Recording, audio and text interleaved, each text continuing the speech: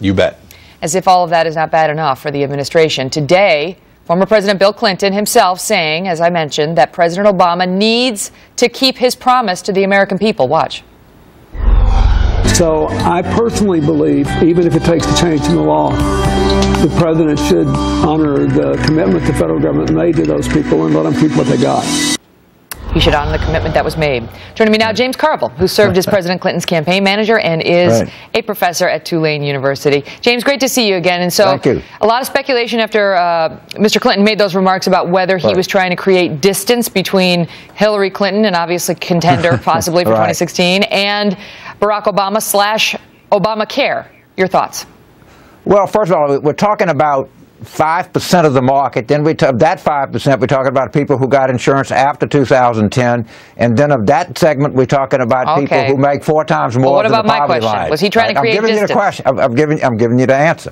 All right. So we're talking about a very limited thing. I have no idea. I think what he said made sense, and of course the White House came back and said, well, we agree with President Clinton because President Obama told Chuck Todd a week ago or so that they were going to work on a way to try to get these people included. So I don't know. They're going to look for fixes, which, you know, one trial balloon floated, we believe, to the Huffington Post was perhaps there'll be premium subsidies, which would require congressional approval, which most people do not believe will happen. But my question is, why would Bill Clinton weigh in on this? And what do you make of the speculation it's for his wife's political fortunes? Well, first of all, President Obama weighed on this a week ago. Senator Landrieu has weighed in on it. It was a topic of hot conversation, and I do not know if he did it in response to a question brought up himself. But look, there's a lot of that's had a rough time here, and there's been a lot. The president's numbers are down, so it's kind of a political vacuum here. People move into it. But I don't think what the president said applies to very few people, and I'm not sure what his motivation was. But I think it was just reacting to something that is popular, that these people don't lose their insurance, is my guess. It's not, but it doesn't apply to very few people. The latest numbers are that 5 million people have lost their insurance thus far. 5 million. You know, people lose their insurance all the time, Megyn. The people losing insurance before Obamacare. No, it's not coincidental. I mean, there's no question that it's due to this law. How many people lost their insurance in 2009?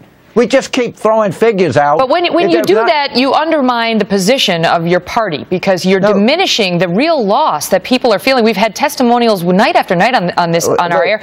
Even Kirsten Powers tonight on Special Report was talking about how she had a great plan that she loved as a Democrat, that she loved. It's been canceled. Her premium's been doubled. And she says people who suggest otherwise are just misleading. Well, I can't tell you one person. I can tell you that this covers 5% of the market. But that's 15 million people. Hold on just a second. You got to take out all the people that had insurance before 2010, and you have to take out anybody that's under 4 times above the poverty line. I mean, usually when they come on, you read, well, this person actually fares better under Obamacare. All right. Well, that's a different debate. We just sling numbers around that we lose, all these people lose their insurance because of Obamacare. The estimates are it could be as high as 129 million once the employer mandate kicks in, but that's a debate for a different day. That's a debate for a different day, because you're not a healthcare policy expert, and neither am I. Okay, but I've had people on the show who talked about those numbers. What I want to talk to you about is politics, because that is your area of expertise. And it's no accident that Bill Clinton weighed in on this, James. You know that's the truth. Don't spin it. Why would he do it? I mean, is this basically trying to say to the American people,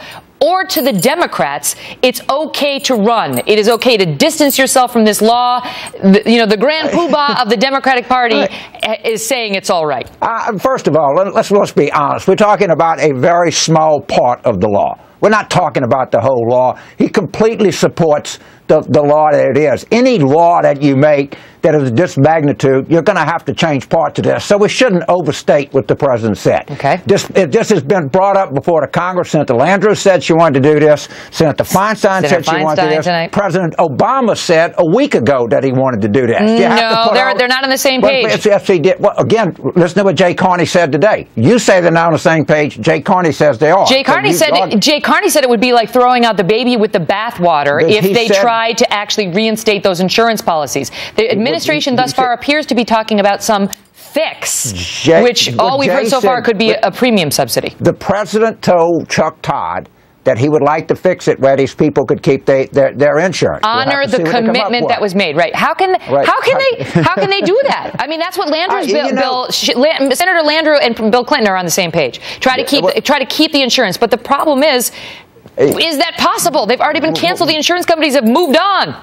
Well, they're canceled in the individual market. I think something like only 17% keep their insurance from year to year. So this was happening. The idea that somehow or another no one got the insurance canceled before 2010 is just absurd. That's not the suggestion, though. A lot of these policies were changed. They were only changed incrementally. Yeah, but Megyn, you keep making the assertion that these people lose health insurance all the time.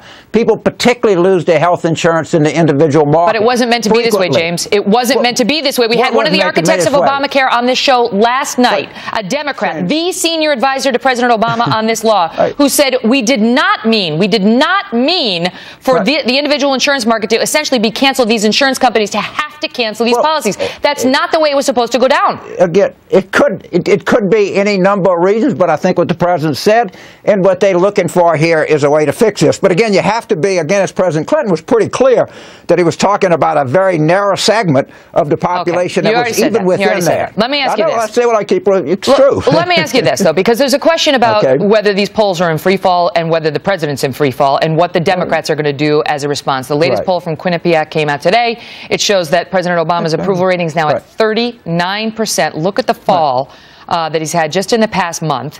It was 45 on October 1. And is the president trustworthy? And is he honest? Look at these numbers.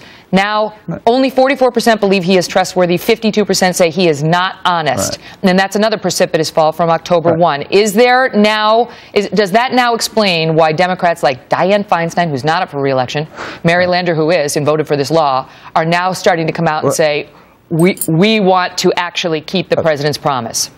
You know what? When your poll numbers fall, you run into political trouble. There's no denying that. Okay, and if you ask me, some of this is a result of his political position weakening, sure it is. Well, it's more than that. I mean, my question is really, has he sacrificed his credibility in making a promise that he did not keep? You take some polls that are the right now in time. Look, this feels like August 2011 when the Republicans were going to win the election and everything was going to be fine. He couldn't win. He came back. I mean, you can't take one poll or one set of polls or one period of polling. If this thing rolls out on November 30th, as people hope it does, his poll numbers will probably go up. The truth of the matter is that this rollout has been not just a disaster, it's been a joke, and people look at it and they say, he's not doing that. I don't think he's doing a very good job. To some extent, you can't blame some people for thinking that. But you remember 1992 better than anybody, right? You and Stephanopoulos and Bill Clinton got elected. You got him elected as president. And one of the things you exploited was a promise by President George H.W. Bush: read my lips, no new taxes. A broken promise can be the difference between election and not election for the party. And the question is, how much damage has Barack Obama done to your party by what was clearly an unkept promise?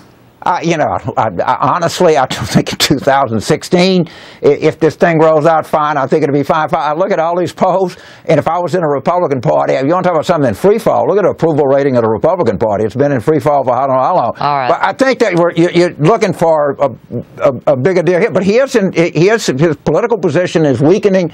There is no doubt about that. Last question for you. Elizabeth Warren, Hillary's nightmare, according to the New Republic, when it comes to 2016. Your thoughts on that? Everybody, that's one person. Noam Shaw was a good guy, a good reporter, Tulane grad, Rhodes Scholar, taught my class.